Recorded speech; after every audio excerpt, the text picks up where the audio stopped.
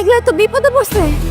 বাবা, মা, নাইট ক্লাবে চাকরি খোঁজার জন্য গিয়েছিল তুমি? বাবা, সেখানে অন্য একটা ছেলের সাথে ডান্স করতেছিল। একদম আলগা পিরিতি দেখাইতে আসবেন।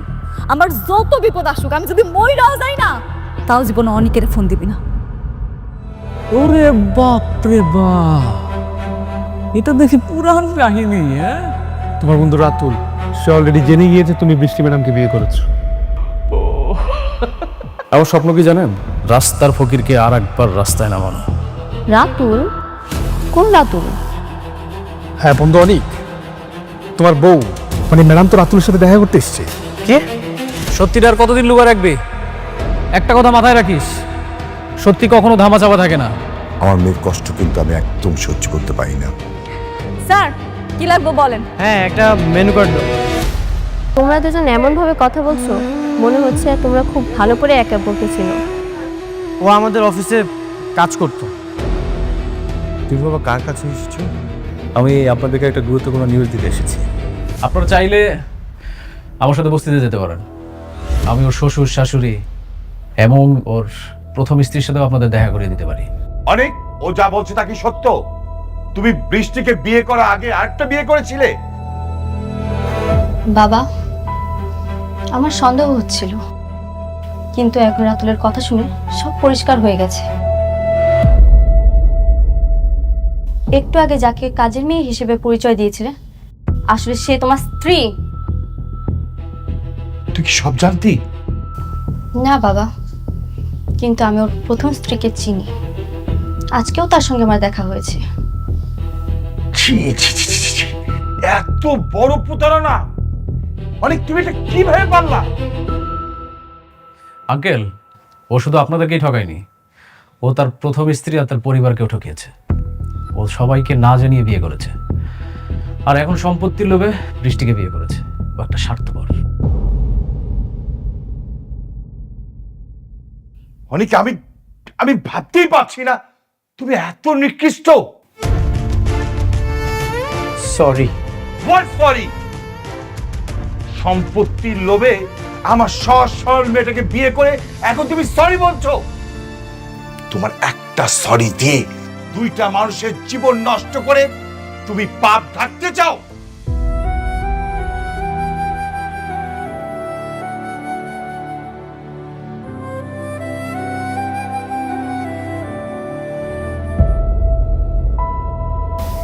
কেন করলে এমন? আমি তো তোমাকে জোর করিনি, আমি তো তোমাকে ভালোবাসি। সেই শুরু থেকে আমি তোমাকে ভালোবেসে এসেছি, আর তুমি আমার ভালোবাসার এই প্রতিদান দিলে। আমি নিরুপায় ছিলাম। চুপ, আর একটা কথাও বলবে না। তোমার সাথে কথা বলতেও আমার এখন ঘৃণা হচ্ছে।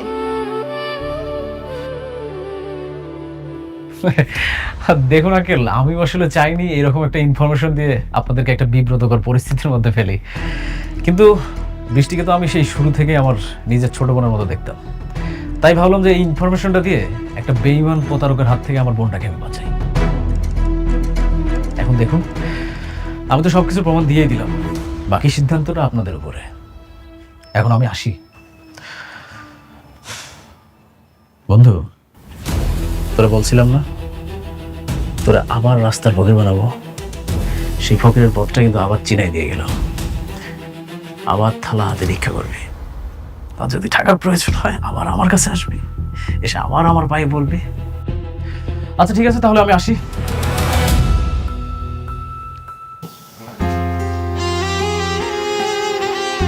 এতদিন আমার ভালোবাসা ছিল একতরফা, কিন্তু যেদিন থেকে তোমাকে বিয়ে করেছিলাম, ভেবেছিলাম আমি যেভাবে তোমাকে ভালোবাসি ঠিক তেমনই তুমিও আমাকে ভালোবাসবে। কিন্তু আমি ভুল ছিলাম। তুমি কখনো আমাকে ভালোই বাসোনি, আর আজকের যে আঘাতটা তুমি আমাকে দিলে না, এর জন্য আমি তোমাকে কখনোই ক্ষমা করব না, কখনোই না।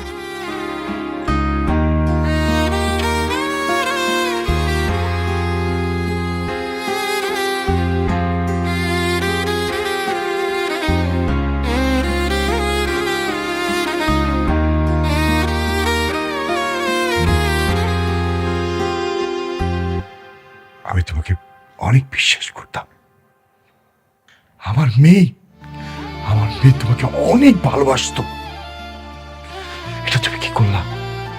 তুমি আমার মেয়ের সাথে চিট করছো, আমার সাথে চিট করলা। ছি, এটা আমি তোমার কাছ থেকে আশা করিনি। আমার মেয়ের যদি কিছু হয় না, আমি তোমাকে ক্ষমা করবো না। তোমাকে আমি ক্ষমা করবো না।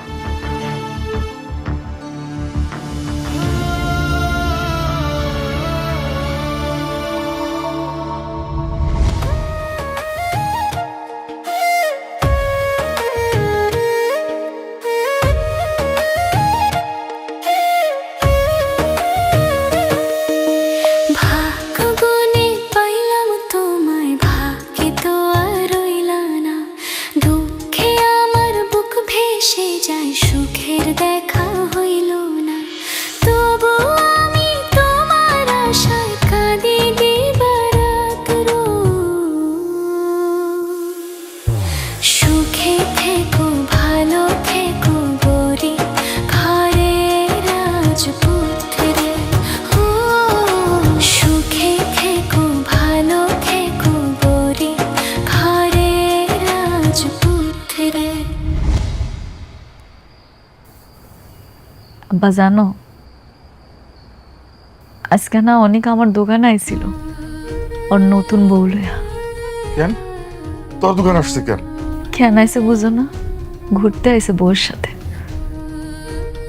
সে তার বউয়ের সামনে আমারে কি পরিচয় করাই দিছে জানো? আমি নাকি হেড অফিসে কাজের বুয়া ছিলাম, আর হ্যাঁ আমার মালিক। হ্যাঁ লগে নাকি আমার কাজের বুয়ার আর মালিকের সম্পর্ক। তুই কিছু কস নাই? আর ওই মাইয়া কি সত্যটা জানে?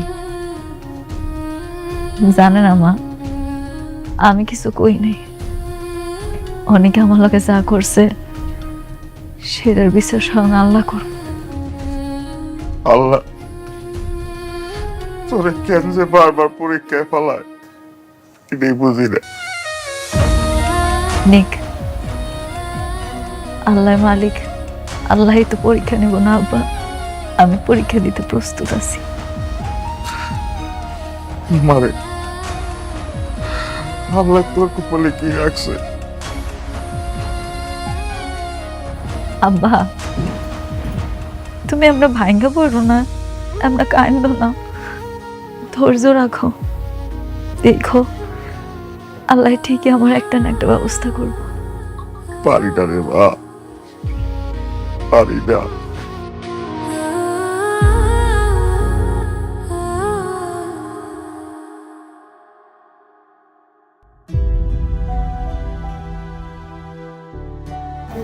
তুমি এখন কি চাও?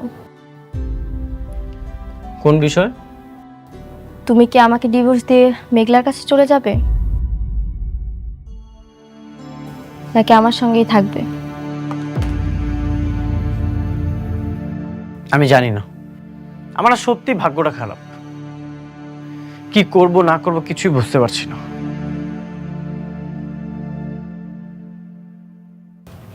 ভাগ্য তোমার খারাপ না, ভাগ্য খারাপ আমার। আমি হচ্ছি কপাল পোড়া। তুমি কি চাও? তুমি আমাকে ডিভোর্স দিয়ে বাসা থেকে বের করে দিতে চাও? আমি জানি না কি করব, কি করা উচিত আমার। আমি সত্যি জানি না।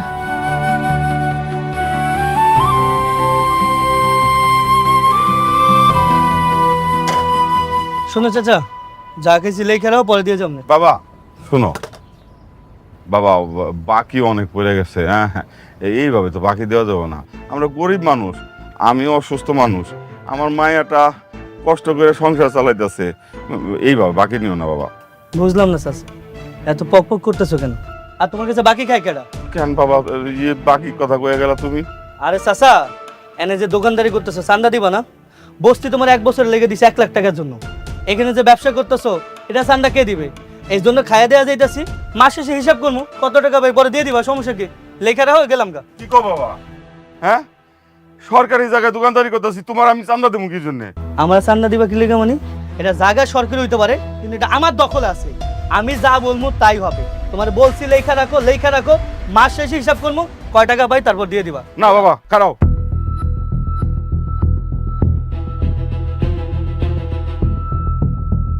আমার টাকা না দিয়া তুমি যাইবে না, আমি বাকি দিব না। তুই কত বড় সাহস, তুই আমার লোকে চিল্লায় কত কস? তোর আজকে থেকে এখানে দোকান করা বন্ধ। এই দোকান বন্ধ কর, চল। এই,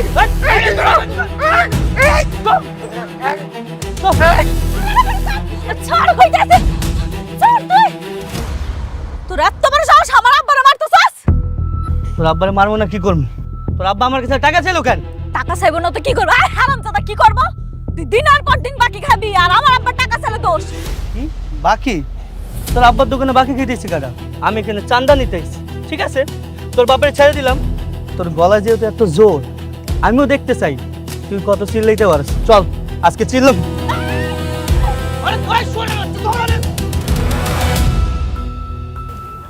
আমি তোমার কাছ থেকে সিদ্ধান্ত জানতে চাই। তুমি কি চাও সেটা জানা আমার খুব জরুরি। বলো তুমি কি চাও?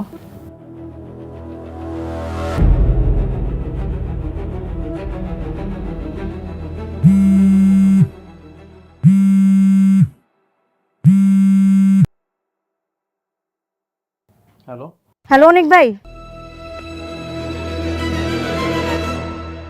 এখানেই বসে কথা বলো। হ্যালো, কি হয়েছে? তাড়াতাড়ি আমাকে উপস্থিতে আহেন। মেঘলা আর মেঘলার বাবারে গুন্ডারা মারতেছে। মারতেছে মানে? এটা আপনি আসলেই জানতে পারবেন, তাড়াতাড়ি আসেন। ঠিক আছে, আমি এখনই আসছি।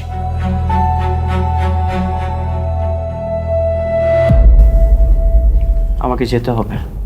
কোথায়? প্রথম স্ত্রীর কাছে?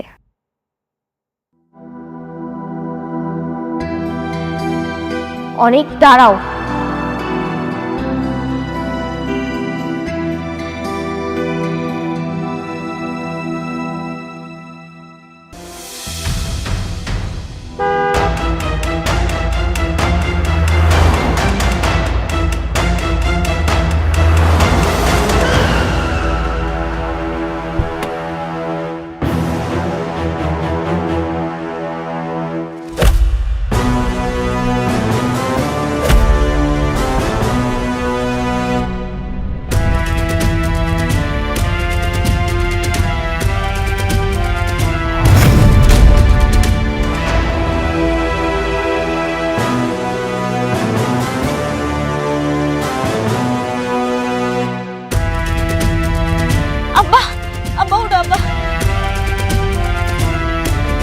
আব্বা তুমি ঠিক আছো? কিরে তুই এইখানে? মানে আপনি এখানে?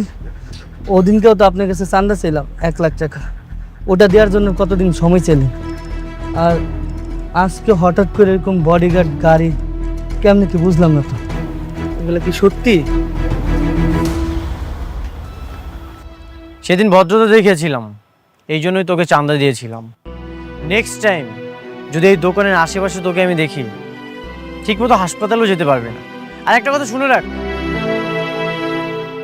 মেঘলা আমার ওয়াইফ, আর এই যে উনি আমার বাবা। ওনাদের আশেপাশে যদি তোকে আমি দেখি, তোর কিন্তু খবর আছে। যা, আর এক মুহূর্তের জন্যও আমি তোকে আমার চোখের সামনে দেখতে চাই না। যা।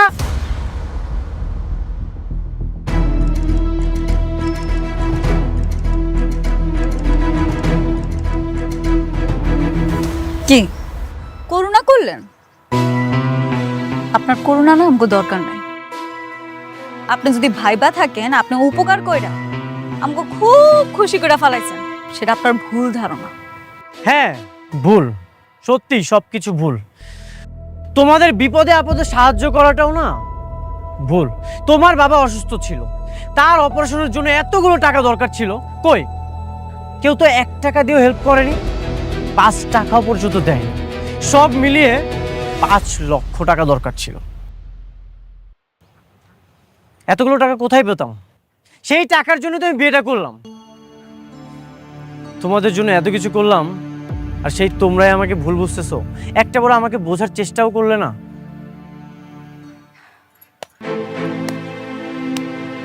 বাহ অনেক সাহেব, বাহ, আপনি খুব সুন্দর গল্প সাজাইতে পারেন। এত সুন্দর করে নাটক সাজান, যখন যে গল্পটা যেখানে প্রয়োজন আপনি সেখানেই বলেন। আমি খুশি হইলাম, কিন্তু আপনার এই মিথ্যা গল্প আমি আর বিশ্বাস করতে পারলাম না। কোনো কিছুই মিথ্যা ছিল না। অবশ্যই মিথ্যা। তোমার জীবনটা একটা মিথ্যা। তোমার মতো নিকৃষ্ট জঘন্য মানুষের কাছে এর থেকে আর কি আশা করতে পারি? স্বার্থপর কোথাকার। তুমি চলে যাও এখান থেকে, আমার দয়া দেখাইতে আসবা না কোনোদিন।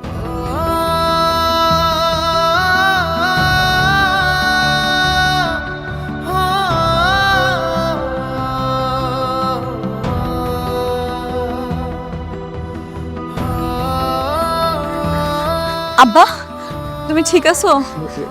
ব্যথা পাও নাই তো পায়ে? ঠিক আছে মা, আমি ঠিক আছি। চল আব্বা, এ আব্বারে ধরে আন।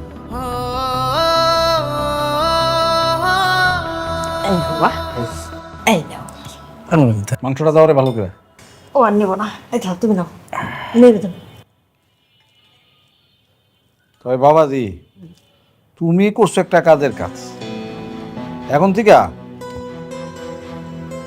যখনই অনেক খালি সোজা হয়ে দাঁড়াতে যাবো, তুমি ওর মাথাটা একদম এরকম করে ভেঙে দিবা। পরে এই অবস্থা দেখলে আমার মনে খুব শান্তি লাগে, জানো তো। 2 দিন পর দেখবেন যে ও আবার আসবে, টাকার জন্য এসে আমার পায়ে পড়বে। পায়ে পড়বো না, আসুক না, আমি লাত্তি মেরে করে তারাই দিব। আমার যেমন করে ঘাড় ধরে বাড়িতে বাইর করছিল, ওইটাকে আমি ভুলে গেছি, আমি ভুলি নাই। হ্যাঁ মা, আমাকেও মেরেছিল।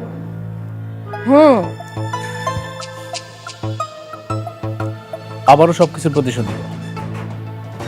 আগে ওকে একটু কান্নাকাটি করতে দেন, তারপর আবার ব্যবস্থা নেব।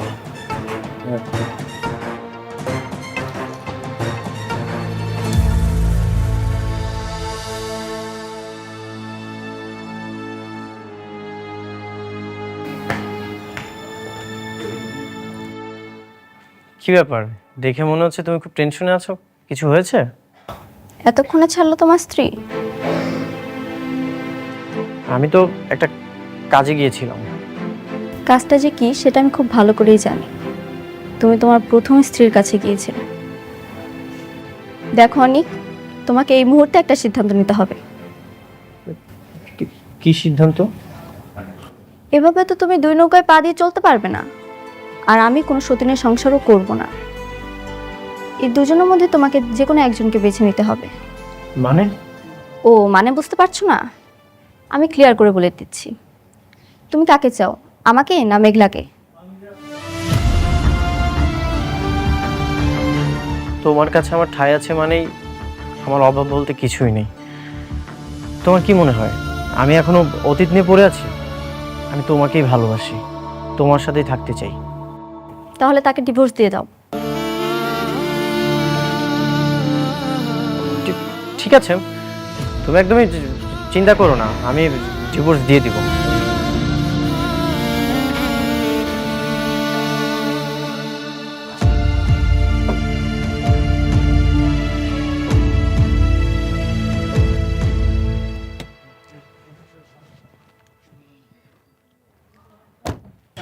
এই একটা কাস্টমার আইছে, যা। আচ্ছা তুই দেখ, আমি যাইতেছি।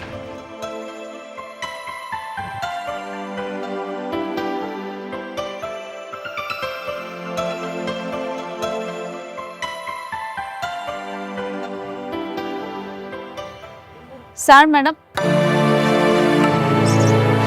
আরে ভাবি, আপনি? এই কি আপনার এখানে? রাতুল তো বেইমানি করে বড়লোক হয়ে গেছে, তাই বুঝি আপনি আপনার কাজ নিজেই নিজেই করতেছেন। এটা কিন্তু খুব ভালো করছেন, নিজেরটা নিজেরই ভাবতে হয় সবসময়। আমি না আপনাগুলো কথা কইতে চাইতেছি না, আপনারা চলে যান। এটা কেমন কথা আপনি বললেন? আমরা হচ্ছে আপনার কাস্টমার লক্ষ্মী। কাস্টমার যত আসবে তত আপনার ইনকাম হবে, আর ইনকাম হলে আপনি বেশি বেশি টিপস পাবেন। না, দরকার নাই তো, আপনাকে টিপস আমার দরকার নেই। আপনারা শুধুমাত্র আপনারা আমার পেটের সন্তানটারে মারছেন, আমার সংসারটা আপনারা ধ্বংস করে ফেলাইছেন। শোনো, বাচ্চা নষ্ট হয়েছে ঠিক আছে, আর সেটা তোমার জন্য খুব ভালো হয়েছে না? অনেক তো দ্বিতীয় বিয়ে করে আরেক জায়গায় চলে গেল, তাইলে তুমি সেই বাচ্চাটা নিয়ে এখন কি করতে কও? এখন বরঞ্চ আর ভালো হয়েছে, বাচ্চা কাচ্চা নাই, তুমি টপ করে একটা বিয়ে করতে পারবা। একদম ঠিক কথা বলছেন আপনি আন্টি। তো ভাবি, আমি কি আপনার জন্য একটা পাত্র খুঁজবো নাকি? ডিভোর্সি সুন্দরী ভাবির জন্য একটা সুন্দর সুযোগ্য পাত্র। দেখেন, এটা আমার দোকান, আপনাকে সুন্দর করে কইতেছি এখান থেকে চলে যান। কাস্টমার হলো লক্ষ্মী, আমি আপনাদের সাথে খারাপ ব্যবহার করবো না, আপনারা চলে যান। আরে ভাবি, আমরা তো এখানে থাকতে আসি নাই, আমরা তো আজকে প্রথম আসছি আপনার এখানে, যেহেতু খাইতে পারলাম না, তার একটা কাজ করি, আপনাকে কিছু টিপস দিয়ে যাই। এটা আপনার টিপস। আপনাদের টিপস আমার দরকার নেই, দয়া করে এখান থেকে চলে যান। আরে শোনো না, রাখো রাখো, রাতুল বাবাজি এমনিতেই রাস্তার ফকির মিসকিন রে টাকা দিয়ে দান করে, তোমারও নাই দিল, রাখো, কাজে লাগবে। আপনারা যাবেন। আচ্ছা ঠিক আছে ভাবি, রাগ করেন কেন? আমরা চলে যাচ্ছি, কোনো সমস্যা নেই। ঠিক আছে, থাকবেন, ভালো থাকবেন, আসসালামু আলাইকুম। চলো তো বাবাজি, চলো। শয়তানের বাচ্চাগুলা ইচ্ছা করে হেরাইছে, আর এমন একটা ভাব করে গেল যেন হেরা কিচ্ছু জানে না। আমার শান্তিতে থাকতে দিব না।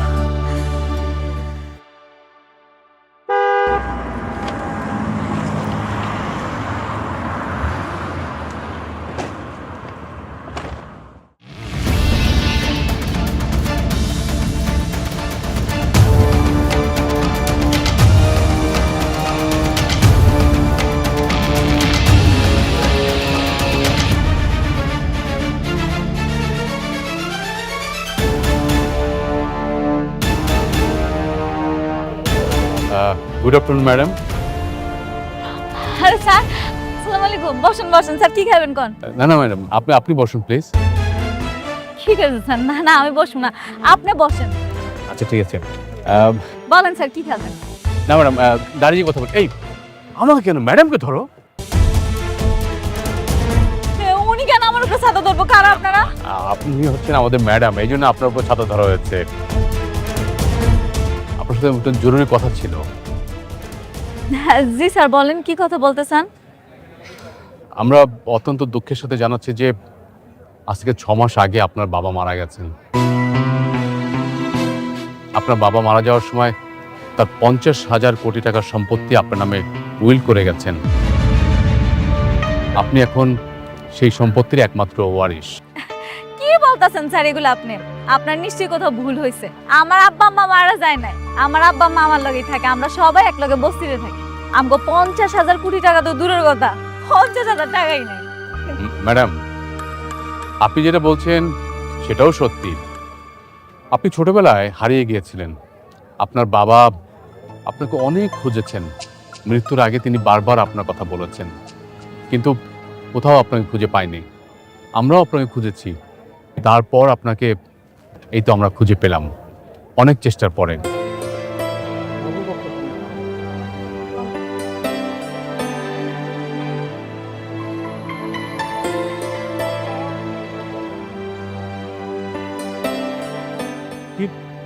কি দেখছেন ম্যাডাম?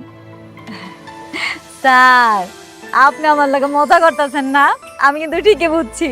আপনার ক্যামেরাটা কই? আপনি নিশ্চয়ই ভিডিও বানাইতে আইছেন তাই না? সমস্যা নেই, আপনি কোন, আপনি যেমন করবেন আমি এমনই করব। ম্যাডাম, আপনার বর্তমান যারা বাবা মা, তারা কেউই আপনার বাবা মা না, তারা আপনার পালিত বাবা মা। আপনি বিশ্বাস না করেন তাদেরকে জিজ্ঞেস করেন। আমি আপনার কথা বিশ্বাস করুম কে? হেরাই আমার বাপ মা, আমি তো এটা ভালো করেই জানি। স্যার আপনি বড় সড়ো মানুষ, আমার যদি কোনো বেয়াদবি হয় মাফ করে দেন। আপনারা এসব কথা করা বন্ধ করেন, আপনি এখান থেকে যান স্যার। ম্যাডাম, এটা হচ্ছে ভিআইপি ব্ল্যাক এলিট কার্ড। এখানে 1000 কোটি টাকা আছে। আপনি যদি আমার কথা বিশ্বাস না করেন, আপনি ব্যাংকে জিজ্ঞাসা করেন, আপনি জেনে যাবেন। এগুলা কি? এগুলো তো আমি বুঝি না, এগুলা কেমনি কি করে? ম্যাডাম, আপনি হচ্ছেন সালিমার গ্রুপ অফ কোম্পানির বর্তমান একমাত্র উত্তরাধিকারী। আপনি দ্রুত অফিসে এসে আপনার দায়িত্ব বুঝে নিন। সবাই আমরা আপনার জন্য অপেক্ষা করব। কি কইতাছেন? আমি এসব কিছু পারবো না। আমি অফিস যাবো কেন? আমি তো অফিস যাবো না। ম্যাডাম, আপনি অফিসে গেলেই বুঝতে পারবেন। আমি কোম্পানির ম্যানেজার, আমি আপনাকে সমস্ত দায়িত্ব বুঝিয়ে দেব।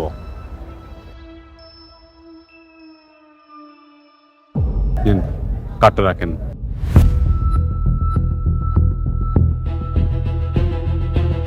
ম্যাডাম, আজকে অফিসে একটা মিটিং আছে, আমাকে অ্যাটেন্ড করতে হবে। আর আপনি যখন ওই অফিসে গিয়ে দায়িত্বটা বুঝে নেবেন, তখন এইসব মিটিং আপনি প্রিজাইড করবেন। আমি তাহলে আসি ম্যাডাম। আপনি কবে আসবেন বলেন? না আমি তো যাবো না, আমি যাবো কেন? কেন যাবেন না ম্যাডাম? আপনি বুঝতে পারছেন 50,000 কোটি টাকার মালিক আপনি, আপনি কেন যাবেন না?